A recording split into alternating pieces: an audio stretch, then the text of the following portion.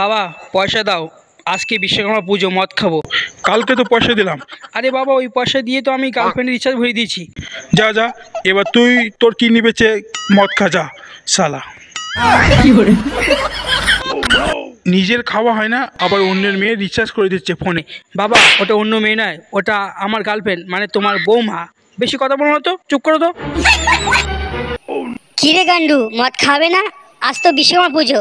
দূর শালা, আমি তাই নিজে মদ খেতে পারছি না। যে কারখানায় আমি কাজ করতাম সেই মালিক বলছে খাওয়াবে না। কি বলছিস? তাহলে চলে আমার বাড়ি, স্পেশাল করে খাওয়াবো তোকে মদ। আরে আমি যাবো না রে পাগলা, আমি এক বিশ্রী কাঁধে শুয়ে আছি। কে গার্লফ্রেন্ড? গার্লফ্রেন্ড না, বিশির মাথা।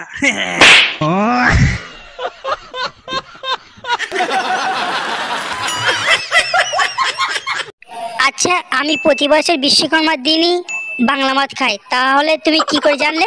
তাহলে নিশ্চয়ই তুমিও খাও। জানি তো আমি। আসলে আমি প্রতিদিন সকালে ঘুম থেকে উঠে বাংলা মদ দিয়ে মুখ ধুই, আর মদ বিড়ি গাঁজা দিয়েই তো আমি ব্রেকফাস্ট করি।